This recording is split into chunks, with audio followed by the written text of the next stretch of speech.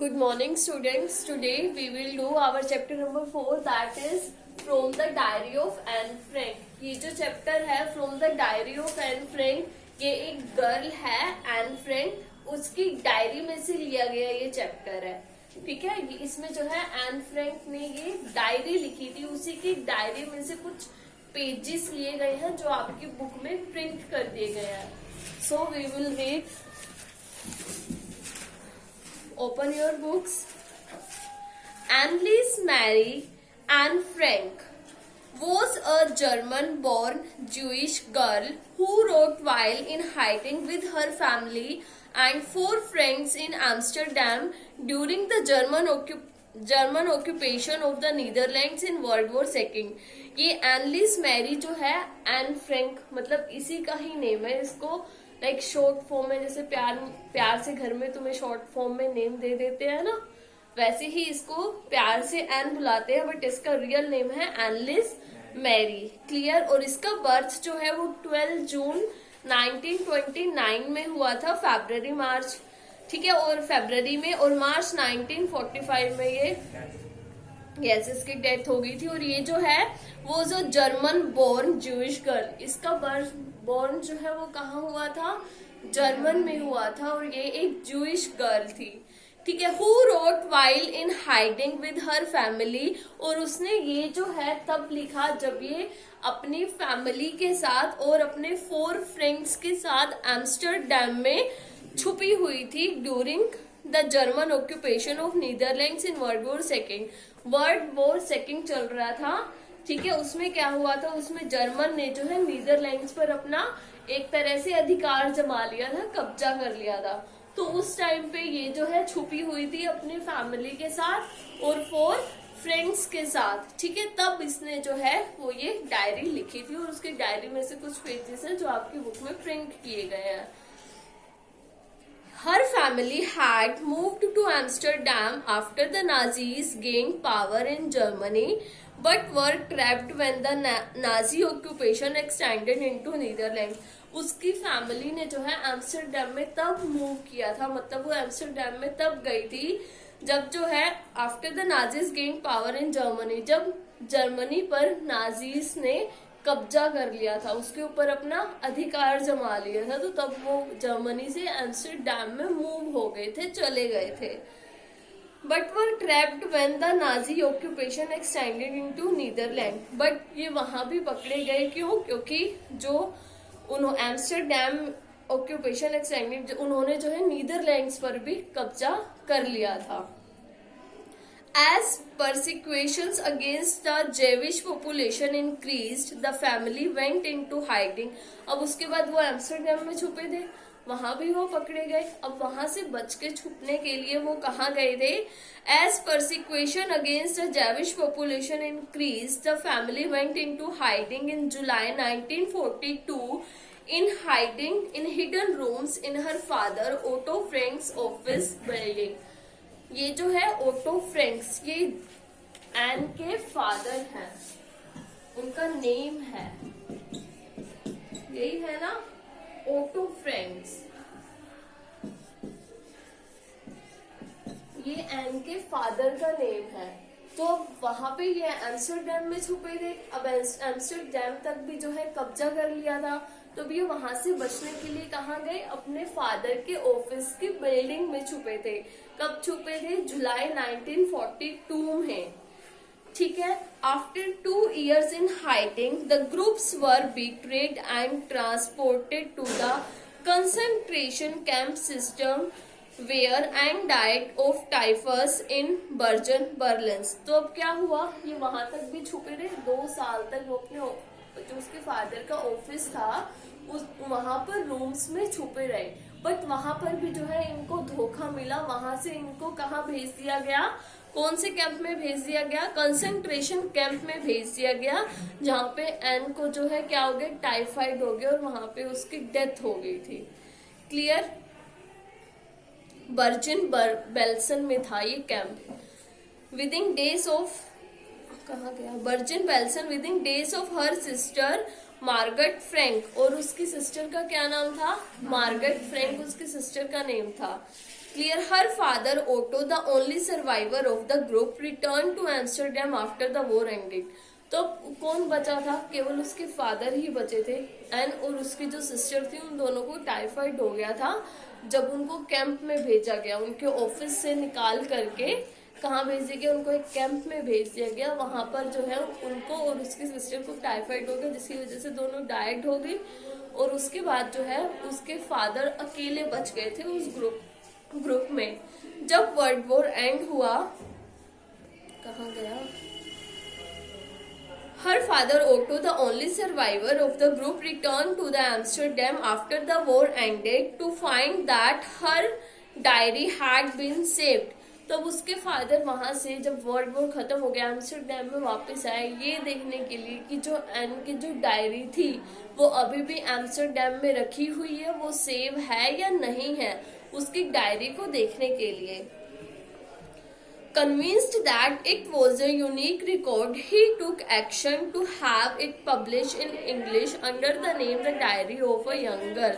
तो अब क्या हुआ? अब उसके फादर को लगता था कि ये डायरी जो है ऐसे टाइम पर लिखी गई है जब वर्ल्ड वॉर 2 चल रहा था, तो उनको ये था कि ये डायरी जो है वो सबसे यूनिक डायरी है। तो उन्होंने क्या करा? उसके फादर ने इस डायरी को इंग्लिश लैंग्वेज में पब्लिश कराया, बिकॉज वो तो जर्मन थी ना, जो एन थी वो जर्मन थी, तो वो इंग्लिश लैंग्वेज में उसने नहीं लिखी थी, वो उसने लिखी थी जर्मन लैंग्वेज में।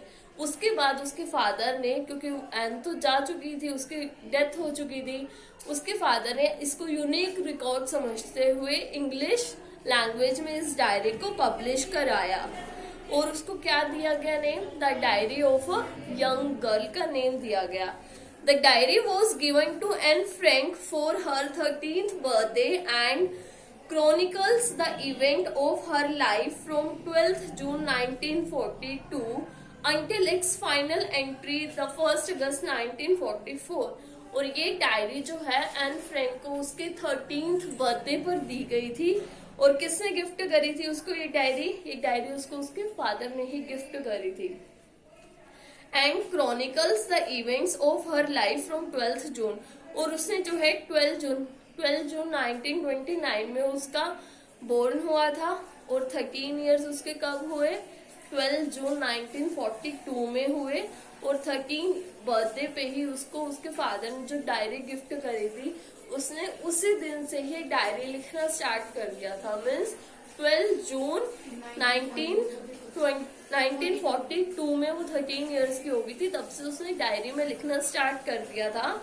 ठीक है, और उसने कब तक लिखा था?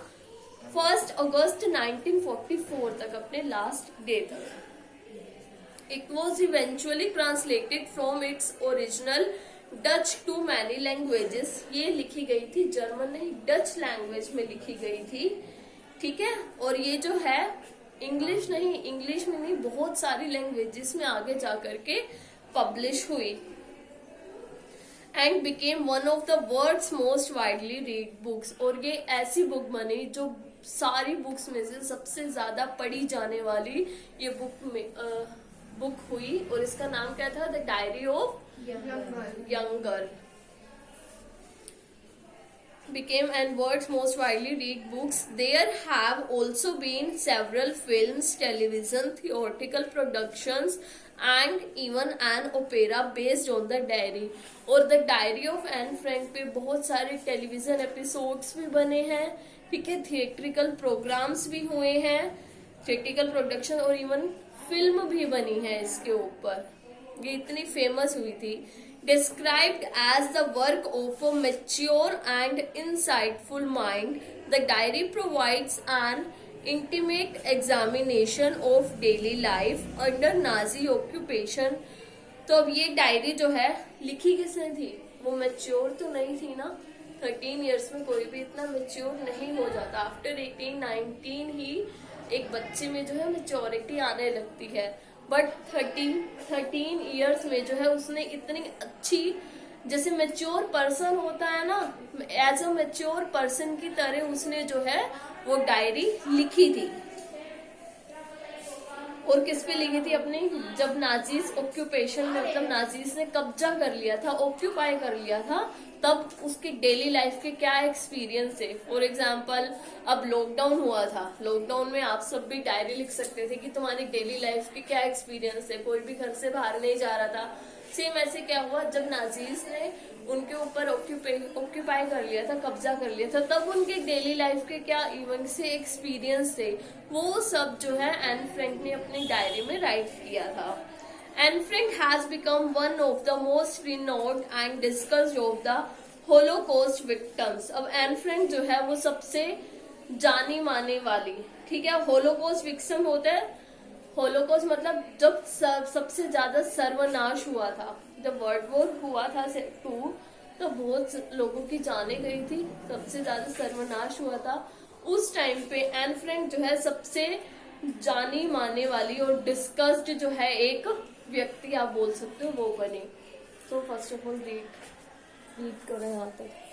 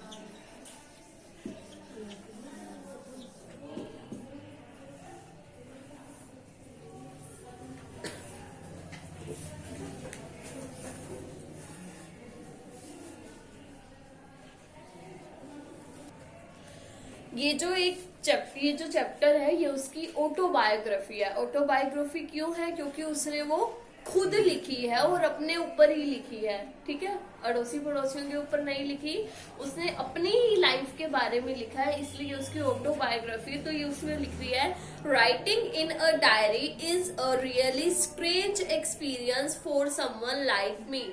वो कह रही है डायरी लिखना मेरे लिए बहुत ही ज्यादा एक स्ट्रेंज एक्सपीरियंस था, एक अजीब सा एक्सपीरियंस था। क्लियर, मतलब किसी के लिए डायरी लिखना, वो कह रही जैसे मेरे लिए डायरी लिखना एक बहुत ही स्ट्रेंज एक्सपीरियंस था। Not only because I have never written anything before, वो कह रही है इसलिए नहीं कि मैंने कभी कुछ लिखा नहीं था, इसलिए कोई स्ट्रेंज एक्सपीरियंस नहीं था, but also because it seems to me that later on neither I nor anyone else will be interested in the musings of a 13-year-old girl। अब म्यूजिंग्स का मतलब होता है चिंतन करना, जब हम किसी चीज के बारे में कुछ सोच समझ करके लिखते हैं।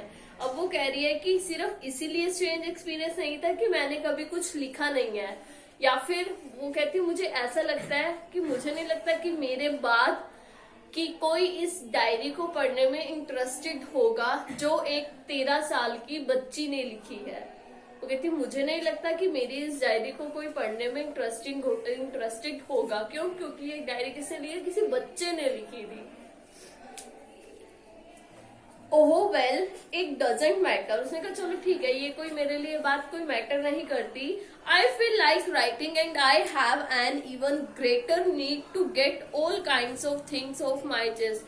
वो कह रही है मुझे मेरे मन में जो आया, मतलब मेरे मन में जितनी भी बातें भरी हुई थी वो सब मैंने आज एक अपनी डायरी में लिख दिया। कोई पढ़े ना पढ़े मुझे इससे कोई फर्क नहीं पड़ता। Paper has more patience than people. अब वो कह रही है कि पेपर में जो है बहुत ज्यादा पेशेंस होते हैं पीपल के कंपैरिजन। फॉर एग्जाम्पल अगर वो अपनी बातें किसी एक बंदे से शेयर करती तो क्या पता वो उसको सुनने में इंटरेस्टेड होता नहीं होता, उसमें पेशेंस होते सुनने के लिए तभी वो सुनता, क्या पता वो सुन के उसकी बातें भाग जाता। तो कह रही है कि पेपर में जो है वो बहुत ज्यादा पेशेंस होते हैं। लाइक अगर हम अपनी बात किसी को कहना चाहते हैं और हम नहीं कह पा रहे, तो हम जो है अपने आइडियाज को पेपर पर लिख सकते हैं। एटलीस्ट ऐसा होगा ना कि हमने, ऐसा तो नहीं होगा कि हमने किसी से कोई बात शेयर नहीं करी।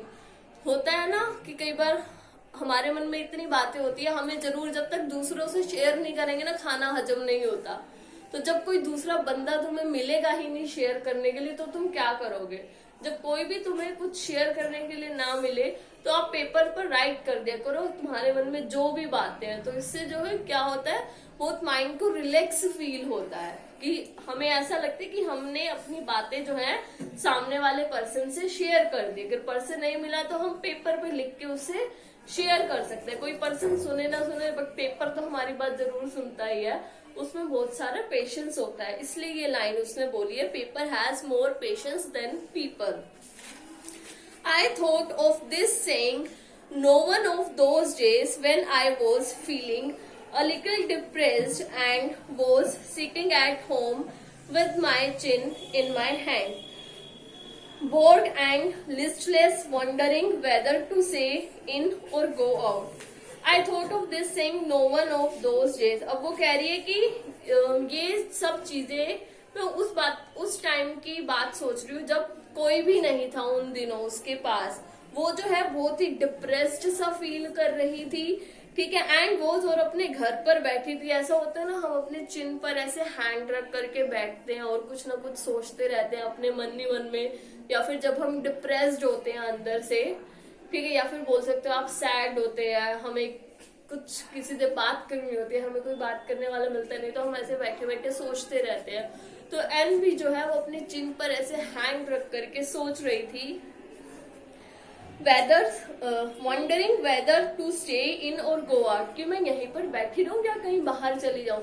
होता है ना, जब हमें अच्छा फील नहीं होता, हम कहीं आउटिंग पे निकल जाते हैं या फिर मार्केट में निकल जाते हैं, थोड़ा सा शॉपिंग भी कर रहा हो, तो हमारा माइंड जो है वो रिफ्रेश हो जाता है, ठीक है। अब तुम भी हो कहीं ना कहीं अपने फ्रेंड्स, लाइक तुम्हें अच्छा नहीं लग रहा है, डिप्रेस्ड फील कर रहे हो, अपने फ्रेंड्स से मिल लो जाकर के, कितना अच्छा फील होता है ना।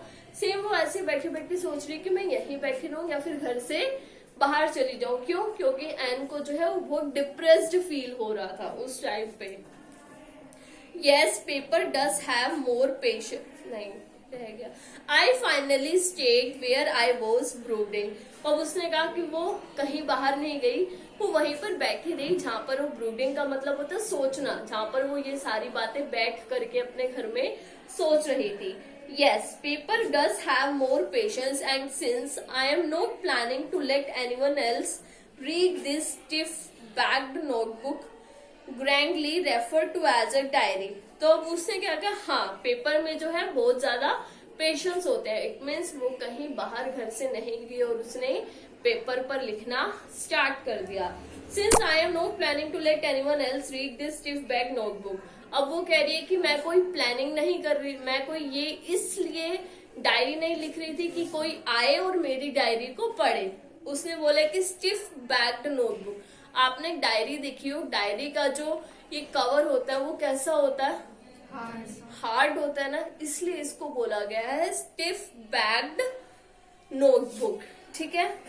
Grandly refer to as a diary, जिसे क्या बोला जाता है, डायरी बोला जाता है।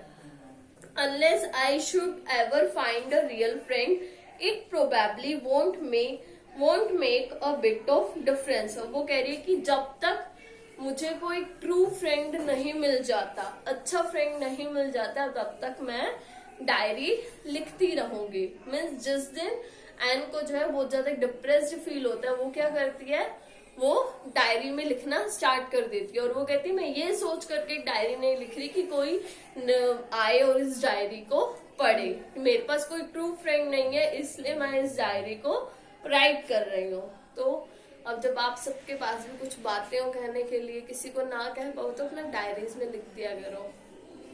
Now I am back to the point that prompted me to keep a diary. In the first place, I don't have a friend. तो वो कह रही है कि मैं वापस उसी पॉइंट पे आती हूँ जहां पर मैं थी, कि डायरी लिखने के लिए मुझे जो है किसने बहुत ही ज्यादा मोटिवेट किया, प्रॉम्प्टेड मी। एक होता है ना, कोई बात होती है जो आपको मोटिवेट करती है डायरी लिखने के लिए, उसको कौन सी बात ने मोटिवेट करा कि उसके पास कोई भी फ्रेंड नहीं था उसका, इसलिए उसने इस बात को सोचते हुए इस चीज से उसको मोटिवेशन मिली कि मेरा कोई भी फ्रेंड नहीं है, इट्स ओके, नो प्रॉब्लम, आज से मैं डायरी लिखूंगी। और डायरी ही क्या थी, उसकी फ्रेंड थी। उसने डायरी को क्या बनाया, अपना फ्रेंड बनाया। Read it student, that's it for today video. We will meet again in our next video. Till then, bye, take care.